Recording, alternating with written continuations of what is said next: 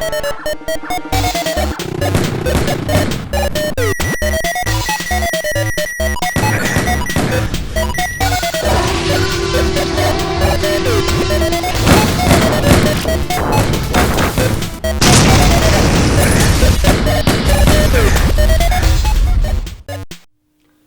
og velkommen til Ruben og Bobbys YouTube-kanal.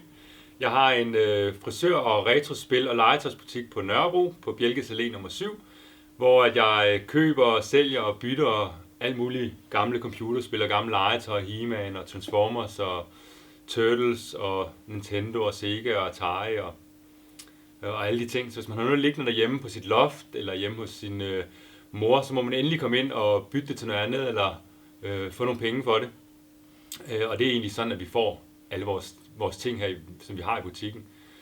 De her film, det vil være sådan nogle, hvor jeg lige viser lidt, hvad vi har fået ind af nye ting, og hvad vi går og laver.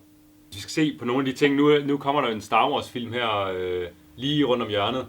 Så vi tænkte lidt på at vise lidt af nogle af vores Star Wars ting, vi har herinde. Vi har rigtig mange figurer af de gamle vintage figurer fra de 3 første film. Og lige her i går fik vi en ret fin 8mm Star Wars med selected scenes. Andre Star Wars ting det fik vi også ind i går. Vi fik en Palpatine PES, og vi har også nogle af de gamle R2-D2 og en Stormtrooper som PES-figurer. Stadig med noget PES, de nok vil blive lidt gamle de her, så dem skal man måske ikke spise. Og ellers så har vi alle mulige figurer. Man kan også købe sådan en lille, hvis man har lyst til at købe sig et lille sæt med C-3PO og R2-D2, så kan man også købe sådan en fra 250 eller for 300 kroner. Men som sagt, vi har en masse forskellige figurer. Vi har fået skiftet en masse batterier på vores Pokémon-spil.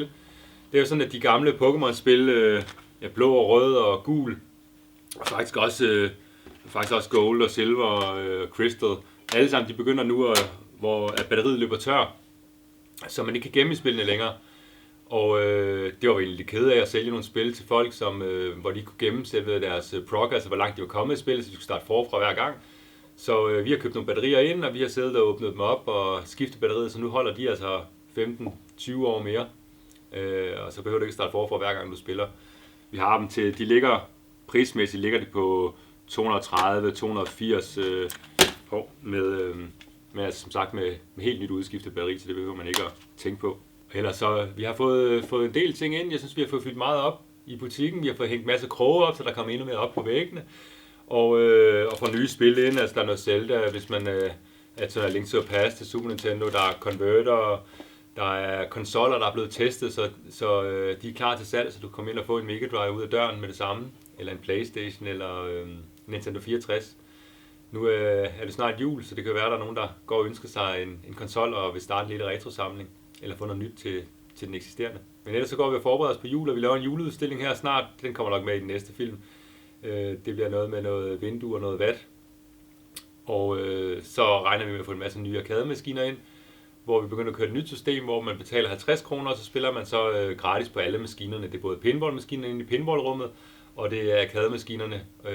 Og vi regner med at komme op på 12 maskiner samlet, eller sådan cirka. Det vil være noget, der også kommer om 2 ugers tid eller sådan. Men i en af de andre videoer vil vi give jer en tur rundt i butikken, hvis I ikke har været her før, men ellers så må I endelig komme ind og besøge os herinde. Men tak for nu, og på gensyn.